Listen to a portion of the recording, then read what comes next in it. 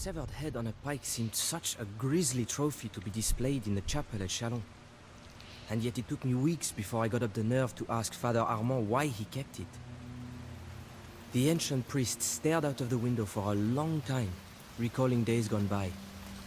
"I was there," he said finally, "at the Battle of the Catalonian Fields, fighting alongside Aetius and Theodoric the Goth. I knew there had been a battle here decades ago. Peasants still overturned skeletons and broken shields with their plows from time to time." "Who was it, Father?" I asked him. "Who were you fighting?" He turned back to regard me, paralyzing me with his old man stare. "Attila the Hun," he said.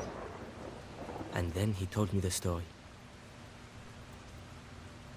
The Huns rode out from the wilderness sometime in the 370s, eager to feast on a Roman Empire weak from internal corruption and the expansion of other barbarian tribes.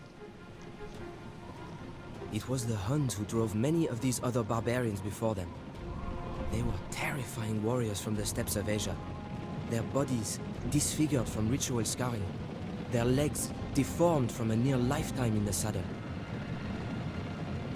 Despite their fearsome aspect, the Huns might have been little more than raiders, had it not been for the leadership of Attila.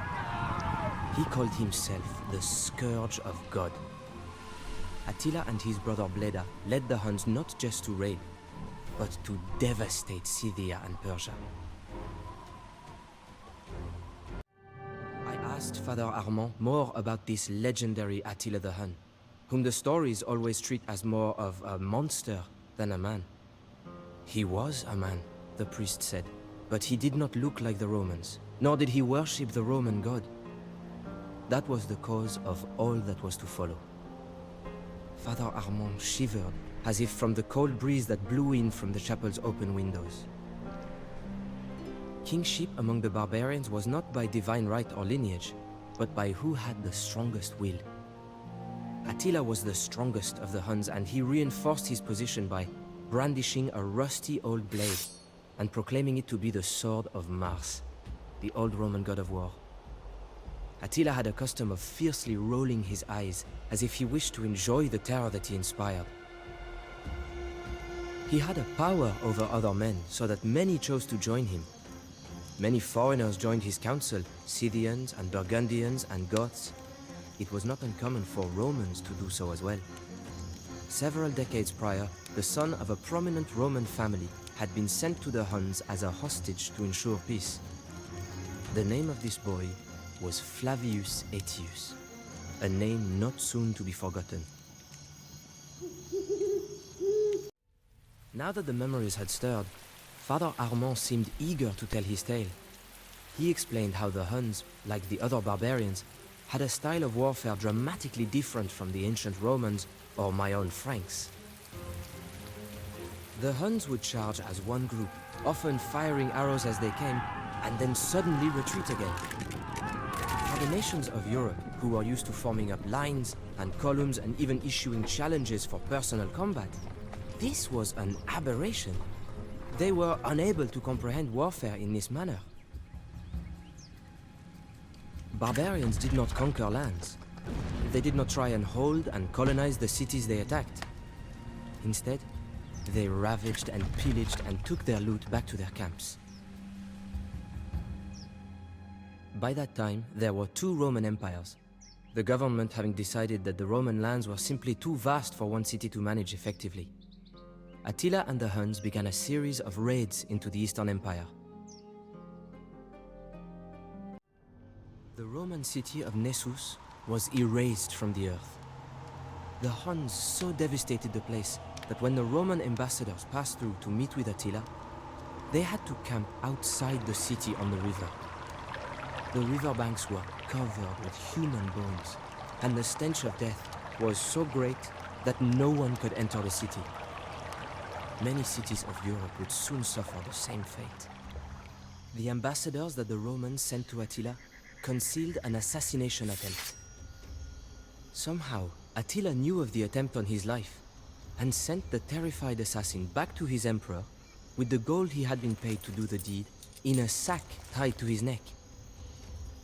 Following such a demonstration, the Huns had no difficulty convincing the Eastern Roman Empire to start paying them tribute, protection money to stave off the inevitable Hun invasion.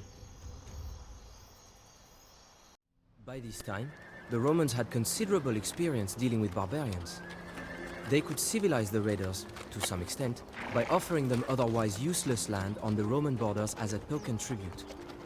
Before Attila, this tactic seemed to be working on the Huns, who settled in the Danube River Valley. All that changed when Attila seized command. He was much more aggressive and unpredictable than the previous Hunnic kings. He demanded that the tributes from Rome be increased, and when the Romans refused, Attila made war on the Eastern Roman Empire. He marched on the great city of Constantinople, whose double walls had never fallen. Attila was done with raiding. Now the Huns advanced slowly, eradicating everything in their path. The Romans would reinstate the tribute, or they would be destroyed. Who was this man, I asked, to threaten the Roman emperor? Titles such as emperor meant nothing to the Huns. Attila was not an appointed ruler, only the strongest among the Huns. The amenities of his office meant nothing to him. While his chieftains and council ate off of silver plates, Attila's own plate and goblet were hewn from simple wood. His Scythian guards had jewels on their sword hilts, and their cloaks were clasped with gold. But Attila showed no such affectations. He was interested only in conquest. Some said that he was trying to build a legacy to rival that of Alexander the Great. All of the barbarians wanted to possess Rome, as if it would buy them instant legitimacy as a world-spanning empire. Unlike most of the other barbarians, however, Attila was actually going to get his chance. The Western Roman Emperor had a sister named Honoria, who after weary years of confinement to her parlor, made the preposterous decision to send a letter to Attila the Hun.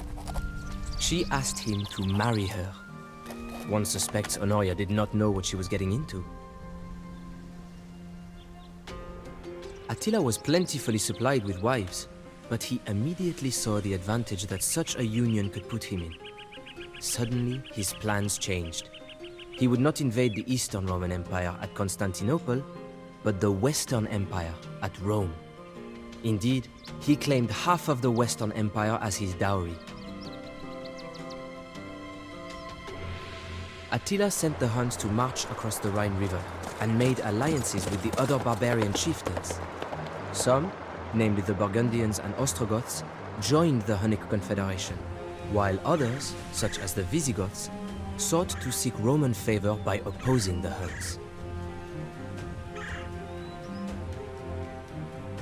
When Attila entered the Roman province of Gaul, he could claim that he merely sought by force what was his by right of betrothal to Honoria.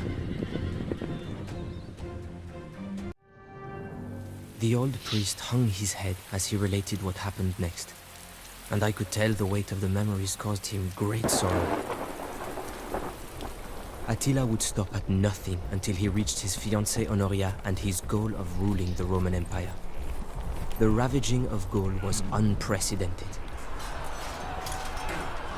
People were tortured, their bodies torn asunder by wild horses, or their bones crushed under the weight of rolling wagons. Their unburied limbs were abandoned on the public roads as prey to dogs. Heads on stakes stretched from Gaul clear back to the Danube River, from whence the Huns had come. They lay siege to Orléans, for Attila had learned much of siegecraft since he had faced the walls of Constantinople. But as the Huns set to their fell task, a great cloud of dust appeared on the horizon. Aetius and the Roman army had come.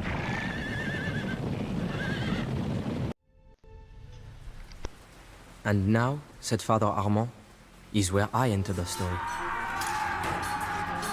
The battle between Hun and Roman was fought at the end of June 451. The Romans were commanded by Aetius, a brilliant and celebrated general who had been held hostage by the Huns when he was a boy. Aetius knew Attila, and he knew the Hunnic ways. Since he had returned to the Western Empire, Aetius had done more than any man to keep Rome alive throughout the period of barbarian invasions. His army was not large enough to face Attila alone, so Aetius convinced tribes of the Alans and Visigoths to ally with him. Even though these dubious allies had a common hatred of the Huns, it was still a remarkable achievement on Aetius's part to have drawn them into an effective military relationship. The Huns were eager for battle. Attila's shamans looked at the entrails of cattle and the color of sheep bones and prophesied that the Huns would meet defeat on the Catalonian fields. However, they also foresaw that the commander of the opposing force would be killed. Attila must have thought this a fair trade, because he brought battle to Aetius and the Goths. Before blood was drawn, Attila stood before his assembled troops, clutching the sword of Mars in his fist. He told them, "It is a right of nature to glut the soul with vengeance. I shall hurl the first spear at the foe. If any man can stand at rest while Attila fights, he is a dead man." It was a catastrophic battle, one of the largest and greatest the world has ever seen. The stream was turned to a torrent by the rushing of blood. I pity those that were forced to slake their thirst from it. Cadavera vero innumera, the Romans said afterwards. Truly countless bodies. Perhaps 300,000 men were left dead on the Catalonian fields. It is said the ghosts of those killed continued to fight for several days. I passed within inches of the fell Hun king as he stalked the battlefield, trying to determine which of his chieftains and allies yet lived. When he found me, huddled beneath my shield, I made my peace with God. But Attila did not seek my decapitation. He saw that I was a holy man and ordered me to join his retinue of foreign advisors. "That is how you know so much of the Huns," I offered. The priest nodded. Despite the carnage, the outcome of the legendary battle was unclear. Attila had lost much of his cavalry, but the Roman army would never recover from its losses. For a time, no one knew if the Hunnic king would continue to pursue the hand of Honoria. "But what of the prophecy?" I asked. "Did Aetius die on the battlefield?" Nay, it was Theodoric the Goth, not Aetius, who died and fulfilled the prophecy. Aetius knew that if he utterly destroyed the Huns, then the Visigoths would have no need for a Roman alliance, and Rome would face yet another barbarian threat. And so, Aetius retired from military life, hoping that the outcome of the Catalonian fields would leave the Huns and Goths in a stalemate. He hoped he had done enough to save his empire. He had not. As far as Attila was concerned, Honoria was waiting with open arms in Rome. The very next year, partially recovered from his losses, Attila turned his attention to Italy. The Huns crossed the Alps and moved down the Italian peninsula, launching another great invasion that terrorized the inhabitants of the Western Roman Empire. He meant to take Rome and crown himself emperor. This was not the Rome of Caesar, mind you, but a withering Rome, beaten from earthquakes and barbarian wars. And this time, there was no General Aetius to hold off the Huns' savagery. The city of Aquileia at the tip of the Adriatic was wiped off the face of the earth. The fugitives from that pitiful city took refuge among the islands, marshes and lagoons at the head of the Adriatic Sea, and there founded the town of Venetia, or Venice. "But what of the Pope?" I asked. "No one knows what Saint Leo said to the Hunnic king, But that very day, Attila turned his army around and started back for the Hun lands on the Danube.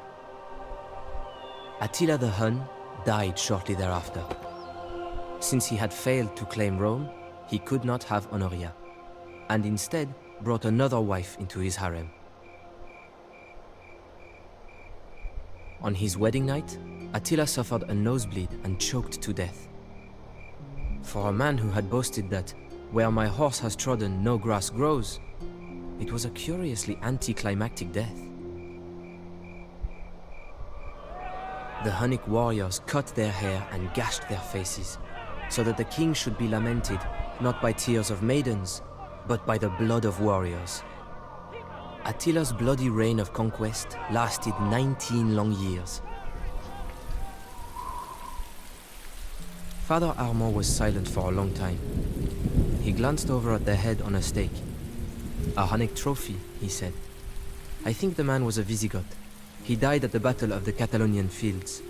I keep it here so that I may see it every day and remember."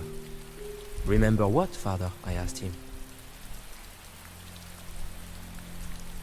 The scent of a burning village, the sound of butchery, the way peasants would flee before the Hun riders, the way we would ride them down, the way it felt to conquer alongside Attila and the Huns. He leaned so close I could feel his breath. Sometimes, I miss it.